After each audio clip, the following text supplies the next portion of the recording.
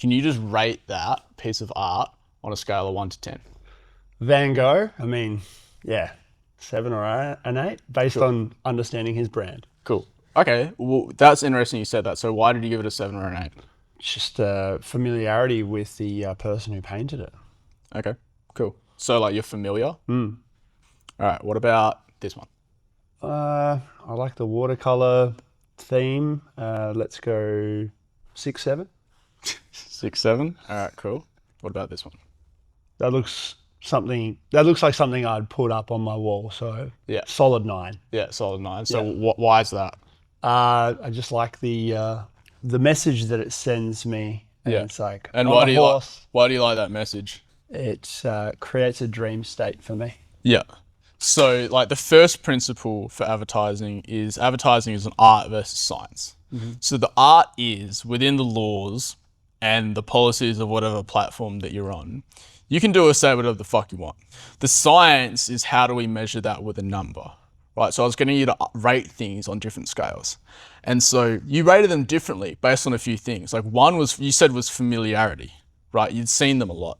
Now, I don't want to get too into the weeds of this one, but like that's a very common one, right? So they did a study back in I think it was the 70s or the 80s. They took a bunch of university students into a room. They flashed up on a projector screen, like shapes and symbols that they knew they had seen, that they like knew like that's a square, that's a triangle, that's a whatever, but they didn't know which one they'd seen the most. And then they just took them into another room and just asked them, which one do you like the most? And they consistently picked the shape or the logo without knowing they'd seen the most times. And so the joke that I always make in our workshops is like, you don't really like your friends and family that much. They've just served you the most impressions across your lifetime. And so familiarity is one. And then you had the other one, which was like, I like you gave it a 6, right? Which was like that art pastel thing. Yeah. Like, why'd you rate that one lower? It's nice, but it's not something compared to something else I would like. Yeah, right. You weren't familiar with it. Like, and another thing that people will say when I ask them this question is like the context matters, like the placement. So I did this with Cody, right? And I showed Cody, I think it was the same piece. And he was like, oh, like it looks okay. I don't really care for it. It looked good in a cafe. And so the placement matters, right? Advertising has different placements. So if you're on your reels and your story and your news feed, wherever it is, right? And then we had Napoleon. So you rated that the highest, you rated that 9, right? And that's probably because like it's a masculine like piece of art. It has like themes of like conquering and war.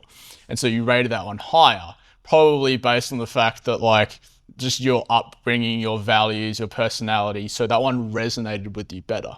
But there's no piece of art that every single person on earth rates the highest. Everything is like an art, right? So advertising, when you really boil it down, is an art as well. And so it evokes an emotion, and that emotion is going to lead to how responsive you are to it. So you'll be more responsive to one ad than you will another ad. And the reason you'll be responsive to that ad is because it will evoke different emotions and it will send different messages. People often say that the art speaks to them, it has some kind of message. People will interpret things completely fucking differently, right? And so what we want to do is accept the fact that everything will work to a degree, depending on the placement, depending on the audience, and just letting go of like advertising. They'll speak a lot about like best practice, right? So they'll say stuff like your hook needs to be like, here's the 10 hooks that you need to use, right? I'll give you a perfect example. So remember, I was thinking about it this morning. Remember when you texted me, you were setting up your ads and you were like, I think I fucked these ones up, so I labeled it. And then you messaged me like two or 3 days later. So it was like, hey, can we fix up those ads I fucked up? And I was like, what do you mean fucked up? It's your best performing ad right now. Yeah. So the science in that, the art was, you thought you'd like fucked it up, but that was kind of artistic because it worked out like the number said it was like the best performing ad. I'm like, no, you should fuck up more ads, right? So like people ask me like, Aiden, you'll probably edit it in. That ad that I filmed where I honestly just couldn't be fucked filming ads that day. And so while I was just getting a haircut, my barber was here.